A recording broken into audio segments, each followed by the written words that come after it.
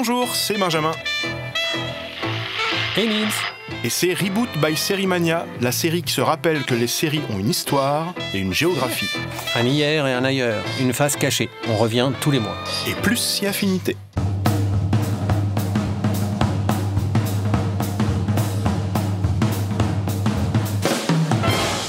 Ce mois-ci, on se retrouve pour un Reboot Express, où l'on essaye en moins de 10 minutes chrono de vous faire découvrir et redécouvrir la carrière télévisuelle, mais pas que, d'une grande figure de la fiction française du XXe siècle, Arsène Lupin.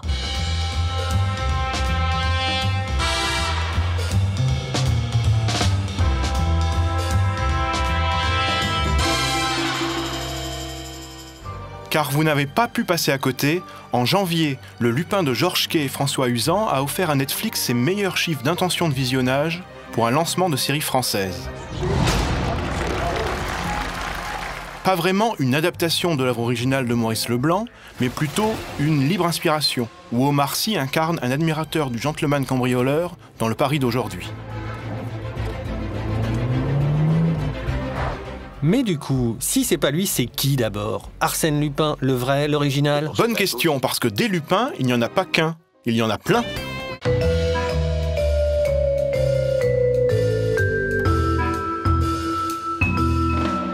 Il vous faudrait l'adresse d'Arsène Lupin. Lupin, c'est avant tout un succès de presse, puis de librairie. Né dans le magazine Je suis tout en 1905 sous la plume de Maurice Leblanc, il échappe vite à l'encre et au papier pour apparaître au théâtre, puis au cinéma muet, notamment sous les traits de Max Linder en 1909, puis au cinéma tout court, devant les caméras d'Yves Robert, Jacques Becker ou Édouard Molinaro, et enfin seulement à la télévision. Le parcours idéal du héros populaire du XXe siècle, quoi. Gentleman cambrioleur, c'est un travail à première vue très moderne. Et pourtant, en remontant le temps, il a très certainement pour ancêtre le rusé goupil du roman de Renard. Ou bien encore, un chevalier errant, justicier protecteur, mais exclu de la hiérarchie et de l'ordre, tel qu'on en trouve dans la littérature médiévale. Ah bah d'accord, ce sera pas difficile de faire plus constructif. Un village assailli de brigands, une femme qui se fait tabasser, une poule qui boite, c'est pas les opprimés qui manquent. Et là au moins, j'aurai l'impression de servir à quelque chose. Un équivalent français de Robin des Bois en somme, avec cape, nœud papillon et chapeau de forme au lieu des chausses et de la capuche. Et ça vaut une fortune. Alors d'accord, chevalier, tout ça, d'accord, mais c'est quand même avant tout un voleur de génie qui se joue des forces de l'ordre. C'est bien ainsi qu'on le représente le plus souvent à l'écran, comme dans les films avec l'excellent Robert Lamoureux dans les années 50. Bon Dieu, il est parti! Voleur, certes, mais est-il en fait fondamentalement malhonnête, notre Lupin? Dans l'inconscient collectif français, le visage et la voix d'Arsène Lupin, ce n'est ni Jules Berry, ni Robert Lamoureux, mais bien Georges Descrières. La série où il incarne Lupin entre 1971 et 1974 est un classique de l'ORTF, plusieurs fois rediffusé dans les années 80 et 90. Ce Lupin-là est séducteur, farceur, fonceur, facilement moqueur. Pour être Lupin, il ne suffit pas de porter des boutons de manchette à ses initiales, ni de se faire graver des cartes de visite comme les siennes. Ça serait trop facile. Mais alors Lupin? Ah, ce n'est pas lui, je vous le promets. D'abord parce que Lupin ne tue jamais, ne torture jamais. Voler, oui. Et encore, à condition de ne voler que des nantis, que des injustes ou des exploiteurs. Et d'ailleurs, Lupin ne vole pas. Il rétablit l'équilibre. Il respecte un code d'honneur très strict. Alors oui, la série produite par Jacques Naoum prend parfois des libertés avec l'esprit des romans, mais elle gagne par chaos dans la mémoire de la plupart des nostalgiques. Son humour, le cabotinage réjouissant de ses acteurs, les crières bien sûr. Je déteste cette mascarade-là. Il y a un plan. Mais toute la distribution est à l'avenant. Je n'en sais rien. Sa légèreté, sa joie de vivre palpable en ont fait l'adaptation populaire par excellence. Il vous faudrait l'adresse d'Arsène Lupin. Son adresse, si je la connaissais. Ah non, je voulais dire son habileté. Le Lupin de Maurice Leblanc porte pourtant également en lui une part sombre, tragique, issue des mélodrames et des feuilletons populaires du XIXe siècle. Peu explorée à la télévision, on la retrouve quand même dans l'assez méconnu Arsène Lupin joue et perd de 1980, adapté d'un des meilleurs romans de Leblanc, 813, par Alexandre Astruc et Roland Lodenbach, avec Jean-Claude Brialy. Je vous remercie. Le cigare est parfait. Voilà donc notre Arsène, hors la loi et justicier à la fois, incarnation d'un certain esprit français. Mais sa carrière a cela d'extraordinaire qu'un peu à la manière de celle de Sherlock Holmes, sa popularité a vite franchi les frontières.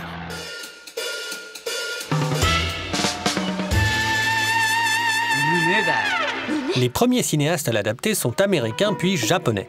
Quant au célèbre personnage du Saint de Leslie Charteris, mélange de voleur, de justicier et de détective immortalisé par Roger Moore dans la série britannique des années 60, il tient de toute évidence autant de notre Lupin que de leur Robin. Mais l'autre pays de Lupin, c'est à coup sûr le Japon. Manga, animé, tout y passe. Parfois avec une joyeuse impertinence qui oblige à rebaptiser ses personnages principaux pour l'exportation. C'est ainsi que l'Occident découvre Edgar de la Cambriole, interprétation vraiment très libre, créée en 1967 par le mangaka Kazuhiko Kato, alias Monkey Punch.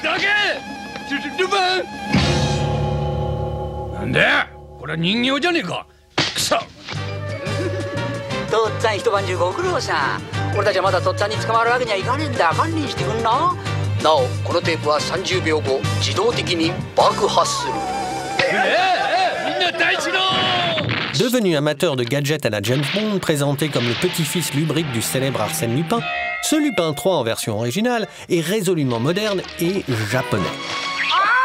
On ne compte pas moins de 6 séries d'animation entre 1971 et 2018 et plusieurs dizaines de téléfilms et de films d'animation. C'est un monde en soi presque aussi riche que l'original. Pour l'anecdote, c'est grâce à lui que Hayao Miyazaki réalise son premier long-métrage puisque le château de Cagliostro, sorti en 1979, n'est autre qu'une aventure de Lupin III. Arsène Lupin, Lupin III, est la figure par excellence du justicier interlope à la japonaise, en marge des institutions, menant des aventures nimbées de mystère.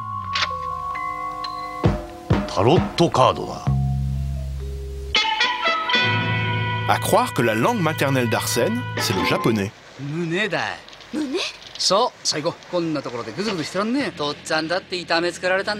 Et pourquoi pas le tagalog? Non, je dis ça parce qu'en 2007, les téléspectateurs philippins ont découvert dans une drôle de telenovela un certain André Lupin, richissime homme d'affaires le jour et gentleman cambrioleur la nuit. Ça ne te rappelle pas quelqu'un?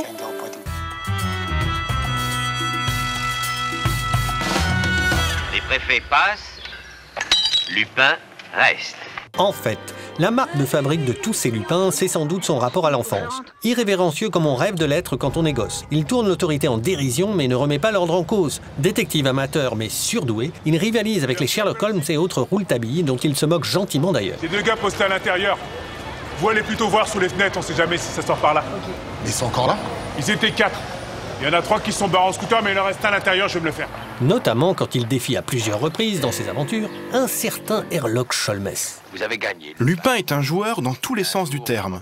Certaines intrigues sont conçues comme des jeux de pistes ultra ludiques et inventifs. Jeux et mystères, 2 éléments clés de l'enfance. Il est là-dedans, n'est-ce pas? Quel dommage que nous ne soyons pas du même bord, vous et moi. Nous aurions fait des merveilles. Grognard va vous accompagner jusqu'à mon bateau. Au revoir, détective.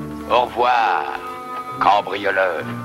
Entouré d'une bande, autre topos de l'imaginaire enfantin, il mène une vie secrète, comme un super-héros ou comme Fantomette.